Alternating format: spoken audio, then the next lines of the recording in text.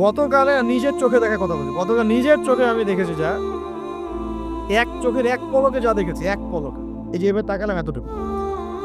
আমরা আসছিলাম এই যে পূর্বাচল দিয়ে মাহফিলে যাব, আমরা চাঁদপুর যাব ওদিক দিয়ে বের হয়ে, কোন জায়গায় চলে গেছে আমি মানে বলতে লজ্জা পাচ্ছি, কিন্তু আপনাদেরকে বলি কারণ আপনারা এই শহরেরই বাসিন্দা এবং এই শহরের ভবিষ্যৎ আপনার হাতে, এই ঢাকা সিটির ভবিষ্যৎ আপনাদের হাতে না। আচ্ছা, গাড়িতে বসে আমরা সাধারণত কি করি, বই পড়ি বা ফোনে কথা বলি বা পরিবারের খোঁজ খবর নেই।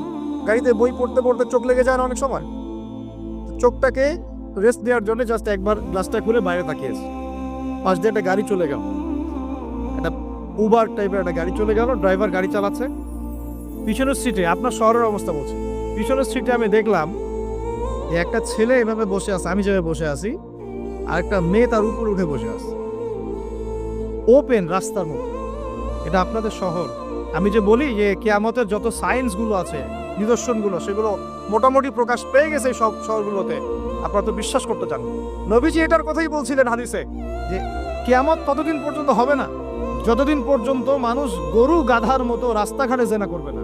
স্পষ্ট হাদিস আছে, কিয়ামত ততদিন পর্যন্ত হবে না যতদিন পর্যন্ত মানুষ গাধার মতো রাস্তাঘাটে জেনা করবে না। এগুলো জেনা না, জেনা মানে কি শুধু ওই সেক্সুয়াল শারীরিক সম্পর্কে জেনা? দেখেন ফ্ল্যাটে ফ্ল্যাটে জেনা হচ্ছে, ফ্ল্যাটে ফ্ল্যাটে মাদকদ্রব্য সেবন করছে, ধনীর দুলাল, কোনো খবর নেই। একটা অসুস্থ প্রজন্ম তৈরি করছে আমরা, জানেন? এই প্রজন্মের ছেলেরা নাস্তা করে 12টা-1টার দিকে দুপুরে, এদের রাত হয় 12টা-1টা পর্যন্ত, ঘোরাফেরা করে, ফজরের নামাজের সময় ঘুমায়, ফজর নামাজটা পড়ে ঘুমায় না, কিন্তু ফজর নামাজের সময় ঘুমায়, উঠে দেখবেন 12টা-1টায় নাস্তা করে 12টা-1টার দিকে। এরা সালাম দিতে লজ্জাবোধ করে, এরা সালাম দিতে লজ্জা পায়, পিতাকে সালাম দিতে লজ্জা পায়। হ্যাঁ, টাকলুর উপরে কাপড়, দাড়ি রাখা এদের কাছে মনে হয় ব্যাকডেটেড থিঙ্কিংস। হ্যাঁ, এরা পাপকে পাপ মনে করে না, মাদককে এরা স্বাভাবিক মনে করে, জেনাটাকে স্বাভাবিক মনে করে, ফ্রি মিক্সিং জেনাটা খুব স্বাভাবিক, বয়ফ্রেন্ড গার্লফ্রেন্ড খুব স্বাভাবিক বিষয়, ঠিক আছে? বাপের টাকা পয়সা থাকলে এগুলো নিয়ে বন্ধুদের সাথে মজ মাস্তি করাটাকে এটা ফ্যাশন মনে করে, টাকা উড়িয়ে দেখে ফ্যাশন মনে করে। ওই টাকা পয়সা কামাই করতে পিতাদের কত কষ্ট হয়েছে ওরা জানে না, পিতারা জানে। এই প্রজন্মের মেয়েরা দেখবেন পর্দাটাকে ব্যাকডেটেড থিঙ্কিংস মনে করে, চুল খোলা রেখে গেঞ্জি টি শার্ট পরে বাইরে ঘুরতে যারা পরিমাণ লজ্জাবোধ কাজ করে, যারা পরিমাণ না। বিভিন্ন অকেশন আসলে দেখবেন মোমবাতি জ্বালিয়ে অগ্নি পূজা শুরু করে দেয়। হ্যাঁ, এবং কোনো কোনো ক্ষেত্রে সংস্কৃতির নামে এমন কিছু শিরকি কাজ করে যেগুলোর সাথে ইসলামের কোনো সম্পর্ক নেই। এরা জীবনে প্রতিষ্ঠিত হওয়াকে, বাইরে একটা ডিগ্রি সার্টিফিকেটকে নাজাতের ওসিলা মনে করে ফেলে। নামাজ, রোজা, হজ, জাকাত, ইসলামিক কালচারগুলা তাদের কাছে মনে হয় এগুলো শেষ বয়সের কাজ, এই বয়সে কোনো দরকার নেই। আমরা একটা অসুস্থ প্রজন্ম তৈরি করে যাচ্ছি। আপনি সালাম দিয়ে দেখেন উত্তর দেয় না, সালাম দিলে সাই বোধ করে, সালাম দিতে মানে হেড হয়ে যাচ্ছে মাথাটা। কি লজ্জা, সালাম দিতে কি লজ্জা। দেখবেন হ্যালো হাউ আর ইউ, পশ্চিমারা যা যা করে হুবাহু ওদের কাট পেস্টে লাইফ লিড করে, জুমার নামাজও ঠিক মতো পড়তে যায় না। আমরা কি প্রজন্ম তৈরি করছি চিন্তা করে দেখবেন। মাদক, এই যে একটু আগে স্যার বলে গেলেন না, ম্যাক্সিমামই, অল্প কিছু মানুষ বাদ দিয়ে যারা একটু ধর্মকর্ম চর্চা করে, এইসব মানুষ বাদ দিয়ে ম্যাক্সিমামই মাদকের সাথে সম্পৃক্ত। আমি দেখাচ্ছিলাম প্রিয় ভাইয়েরা এবং পর্দালে বোনেরা যারা আছেন যে আমাদের সায়েন্সগুলো কিন্তু চলে আসছে। এখন এই প্রজন্মের দায়িত্ব কিন্তু আপনার হাতে। এই প্রজন্মের দায়িত্ব কার হাতে বলেন? এই শহরের দায়িত্ব কার হাতে? শুধু কি আলেম ওলামার হাতে? শুধু কি প্রশাসনের হাতে? এই শহরকে আপনি পাপমুক্ত করবেন কিভাবে? আপনাদের আমাদের কোনো ভূমিকা নাই? কি যে হচ্ছে কল্পনা করতে পারছে না। একটা চিত্র দেখছেন না, লাখ লাখ ছেলে দাঁড়িয়ে একটা পর্দার সামনে দাঁড়িয়ে আছে, গোল কখন হবে এই জন্য, দেখছেন না? মিডিয়া এগুলো প্রমোট করছে না? বাপখান এমন যে কত সুখে আছি আমরা, তাই না? কি সুখ আমাদের, খেলা হচ্ছে, আমরা গোল গোল চিল্লাচ্ছি, খেলছে কোন টিম, সেই টিম আমাকেও চিনে না, আমার দেশের নামও জানে কিনা আল্লাহু আ'লাম। আমরা রাতারাতি করছি মাশাআল্লাহ, আমরা মারামারি করছি, কেউ মার্ডার হচ্ছে, কেউ আবার শোকে স্ট্রোক করে মারা যাচ্ছে, তাই হচ্ছে না? এমন কেন জাতিগতভাবে আমরা এমন কেন হলাম জাতিগতভাবে? আমাদের কোনো ব্যক্তিত্ব নাই, আমাদের কোনো গায়রত নাই, আমাদের তো যুদ্ধের হিস্ট্রি আছে, আমাদের বীরত্বের হিস্ট্রি আছে, আমাদের ভাষা আন্দোলনের হিস্ট্রি আছে।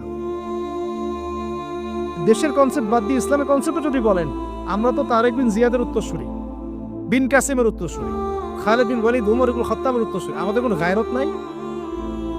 পশ্চিমারা একটা কিছু লঞ্চ করবে, সবাই নাচানাচি করবে, আমরা সেখানে গা ভাসিয়ে দিব। কিছু কিছু মুসলিম কান্ট্রি ওগুলোতে জয়েন হবে, আমরা মনে করবো এটা হালাল হয়ে গেল।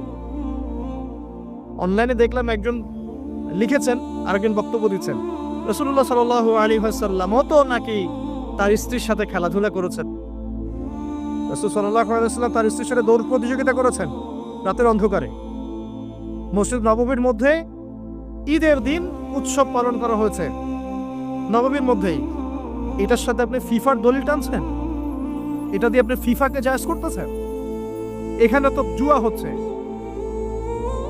একটা মুসলিম কান্ট্রি কাতার যা অ্যারেঞ্জ করেছে, এই অ্যারেঞ্জমেন্টটা অন্য আগের সব অ্যারেঞ্জমেন্টের চেয়ে বেটার, কারণ সে তার মধ্য দিয়ে ইসলামের প্রচার করার চেষ্টা করেছে, সে তার জায়গা থেকে চেষ্টা করেছে। কিন্তু মন্দের ভালো, এর চেয়ে ভালো কিছু করা সম্ভব ছিল না এখানে। সে যতদূর পর্যন্ত পেরেছে ট্রাই করেছে, এবং সে কিন্তু ছোট রাষ্ট্র হলেও অনেক বড় বড় ওয়ার্ল্ড অ্যাফেয়ার্সের বিষয়ে সে মাথা কামায়। আমাদের ঢাকার সমান আয়তন হবে কিনা সন্দেহ আছে, ঢাকা বিভাগের সমান হয়তো আয়তন হবে। সে ওয়ার্ল্ডের বড় বড় জিও পলিটিক্যাল বিষয়ে সে মাথা ঢুকায় এখন। হ্যাঁ, সে তার সর্বোচ্চ চেষ্টা করেছে, কিন্তু এর মধ্য দিয়ে যে সারা বিশ্বে কোটি কোটি যুবক তাদের হায়াত নষ্ট করছে, তাদের যৌবন নষ্ট করছে, তাদের রাতের ঘুম ইবাদত নষ্ট করছে, হ্যাঁ, আপোষে ক্রন্দলে লিপ্ত হচ্ছে, বিধর্মীদের কালচার ফলো করছে, ওদের ফ্ল্যাগ টাঙাচ্ছে। আমার দেশের মধ্যে, স্বাধীন সার্বভৌম রাষ্ট্রের মধ্যে অন্য একটা রাষ্ট্রের পতাকা তুলবো কেন? আমার গায়রত নাই? ওরা কি তাদের দেশে আমার পতাকা তোলে কিনা? আমাদের ব্যক্তিত্ব কোথায় চলে গেল? এগুলোকে আমরা টেকনিক্যালি আবার মিডিয়া দিয়ে জায়েজ করার চেষ্টা করছি, যে নবী সাল্লাল্লাহু আলাইহি ওয়াসাল্লাম তো দৌড় প্রতিযোগিতা করেছেন, হ্যাঁ, তারপরে মসজিদ নববীর মধ্যেও তো এইরকম খেলাধুলা হয়েছে। এগুলো ছিল চিত্ত বিনোদনমূলক। যদি আমি একা একা সকালবেলা উঠে ফজরের নামাজের পরে এই মাঠটাকে 10 রাউন্ড দেই, এটা আমার জায়েজ না জায়েজ? এই খেলাকে কেন্দ্র করে তো জুয়ার আসর বসাতে পারবেন না, এটাকে কেন্দ্র করে তো সমকামিতা প্রমোট করতে পারবেন না, এটাকে কেন্দ্র করে আপনি lakh lakh billion billion dollar খরচ করতে পারবেন না তো। অথচ আপনার পাশেই প্রতিবেশী রাষ্ট্র ইয়েমেন না খেয়ে মারা যায়, আমাদের পাশেই মিডল ইস্টের পাশেই প্রতিবেশী রাষ্ট্র সিরিয়া না খেয়ে শিশুরা মারা যাচ্ছে। প্রতিবেশী না খেয়ে থাকে, আমি পেট ভরে খাই, আমি মুমিন নাকি? প্রতিবেশী না খেয়ে থাকে আর আমি পেট ভরে খাই, আমি কি মুমিন নাকি? আর সারা বিশ্ব এই দিকে মানুষকে ফোকাস করে রেখেছে, বিশ্বের একটা অংশ এই দিকে ফোকাস করে রেখে তাদের এজেন্ডাগুলো ঠিকই বাস্তবায়ন করছে না। তো রমজান মাস আসে, দেখবেন রমজান মাস যখনই আসে দেখবেন যে নির্যাতন বেড়ে যায় উম্মার উপর। যে সময়ে উম্মার ইকোনমিক অবস্থা ভালো না, সামরিক অবস্থায় তাদের মুখোপেক্ষী হয়ে থাকতে হচ্ছে, যে সময় আমাদের ভিতরে পলিটিক্যাল বিরোধগুলো দেখা দিচ্ছে, আমরা ইউনাইটেড হতে পারছি না, যে সময় যুব সমাজরা মাদকে আসক্ত হয়ে আছে, পর্নোগ্রাফিতে আসক্ত হয়ে আছে, দিনের ইলম কালাম অর্জন করছে না, নামাজ ঠিক মতো পড়ছে না, কুরআন তেলাওয়াত করা শিখছে না, যে সময়ে ইভেন আলেম ওলামাদের মধ্যে ঐক্য দেখা যাচ্ছে না, যে সময়ের মধ্যে আমরা পরিবারগুলোর ভাঙন দেখতে পাচ্ছি, আমাদের পরবর্তী প্রজন্ম কোন পরিবেশে বড় হবে সেই নিশ্চয়তা দিতে পারি না, যে পরিবেশে একটা 5 বছরের ছোট্ট বাচ্চা আয়াতে কেটে টুকরা টুকরা করে ফেলা হয়, এইখানে আমরা বসে বসে রং তামাশা দেখতেছি টিভির সামনে বসে। এই সমাজটা পরিবর্তনের দায়িত্ব আমাদের কারো ঘাড়েই নাই? শুধু কি পলিটিশিয়ানদের দায়িত্ব? শুধু কি প্রশাসনেরই দায়িত্ব? আমাদের সবাইকে নাকে তেল দিয়ে ঘুমানোর জন্য পৃথিবীতে আসছে? এই যুব সমাজ তো জানেই না, বোঝেই না ওদেরকে কি কারণে এই পৃথিবীতে পাঠানো হয়েছে। সে যে মুসলিম, তার যে দায়িত্ব কর্তব্য আছে, আল্লাহ পাক যে তাকে সৃষ্টি করেছেন তার ইবাদত করার জন্য এবং আল্লাহর জমিনে দিনটার প্রচার প্রসার ঘটানোর জন্য, তার কোনো ফিকির আছে?